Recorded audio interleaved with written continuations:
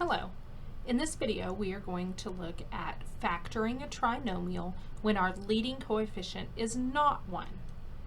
So if you've seen any of my previous videos, the first thing you always want to do when you're factoring is to look for a greatest common factor.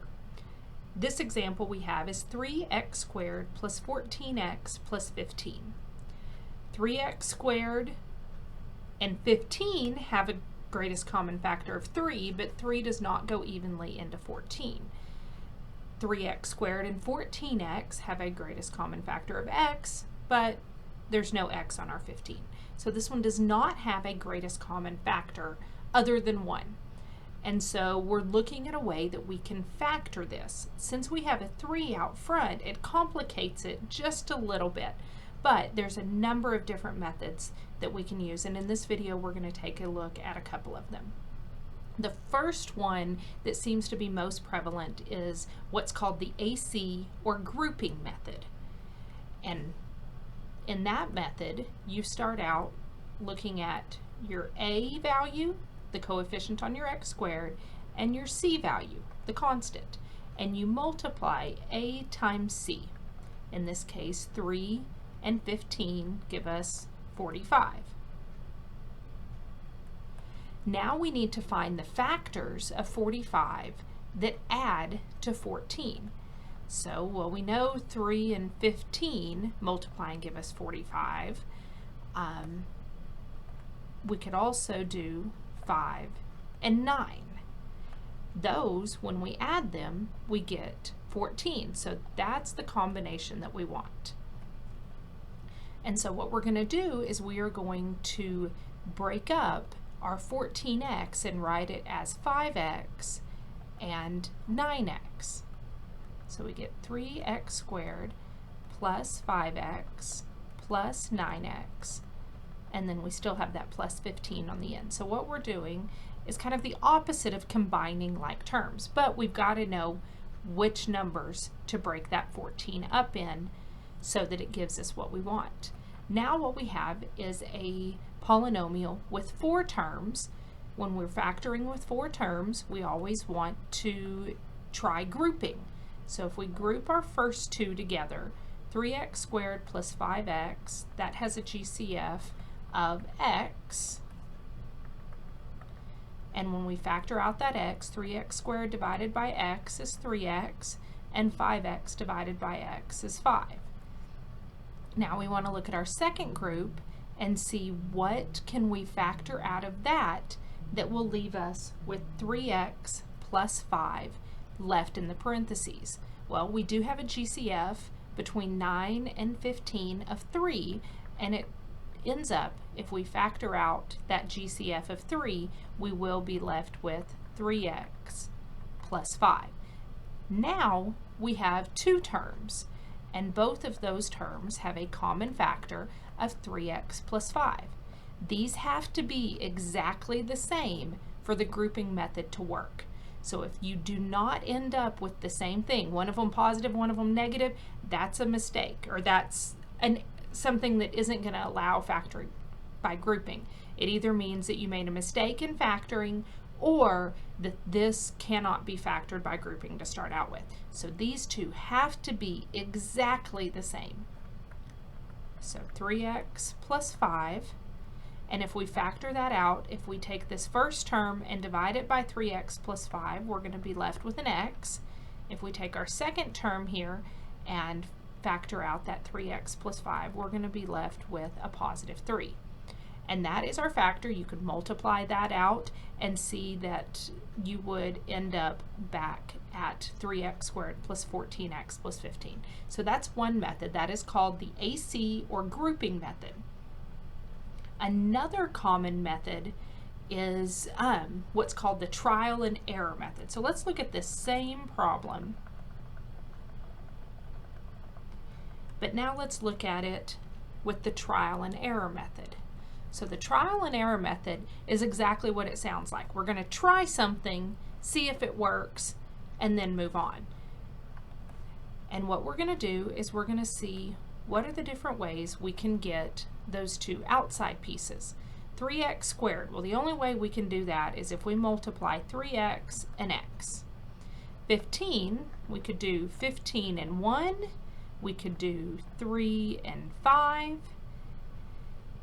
Those are the only combinations that I'm seeing. And so what we're going to do is we're going to try something, see if it works. So I'm going to pick, the only thing I can pick is 3x and x from our first list. And then I'm going to pick, normally the rule of thumb is you're going to want the numbers that are closer together. And so I'm going to pick the 3 and the 5 here. And then we're going to look at our signs. This is a positive. The only way we can get a positive if these numbers are the same sign. So that positive is telling us that whatever these are, they're both going to be positive or they're both going to be negative. This number tells you what the biggest combination is going to be.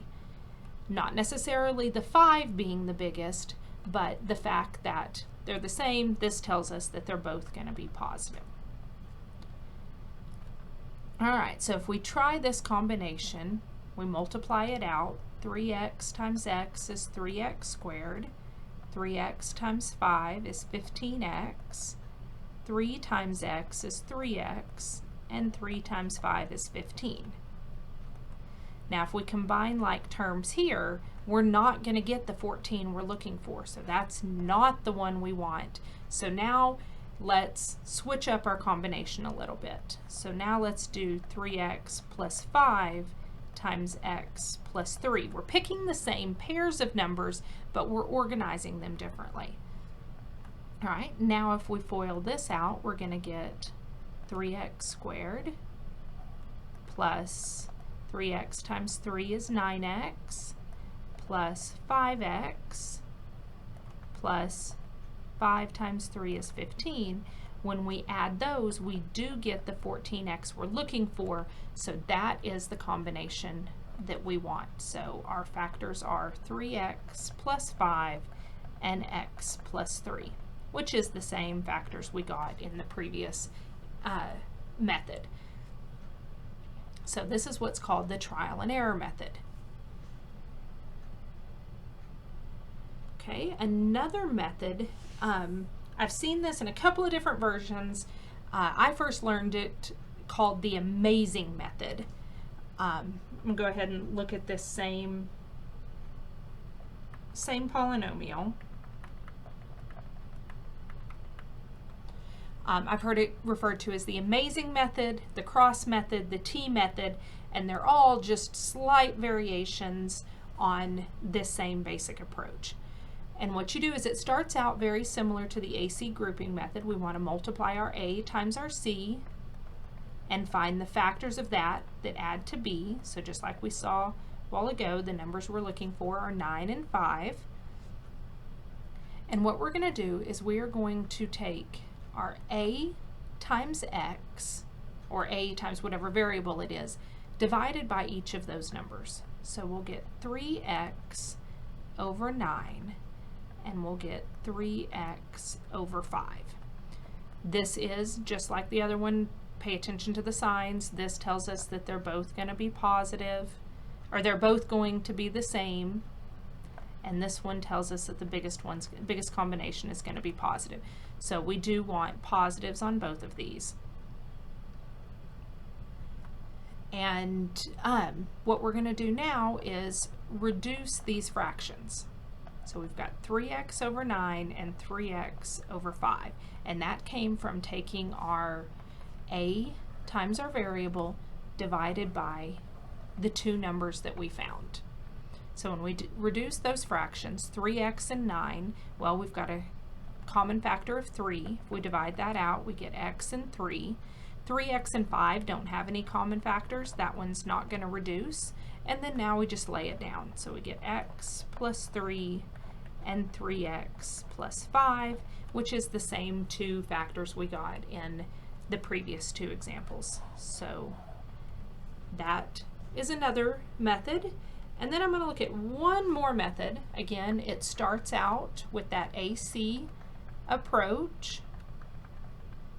We want to multiply A times C and find the factors of that add to B. And this one is a box method. So some students use a box to multiply polynomials. We can actually go backwards. We're going to make a box and split it into 4 equal pieces. What we're going to do is our first term, 3x squared, always goes in the top left, and our last term, our 15, always goes in the bottom right.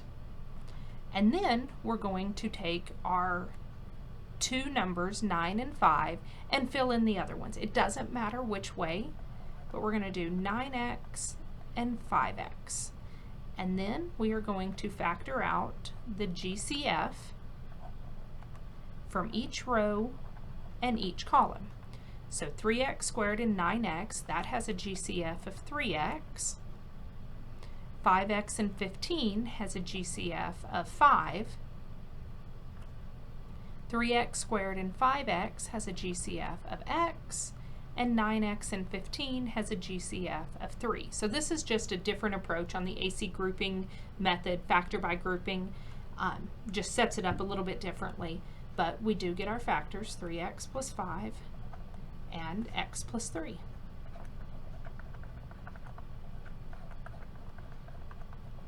As far as my classes, I do not care which method you use as long as you know what you're doing, why you're doing it, and what you're doing is mathematically correct. I'll see you guys next time.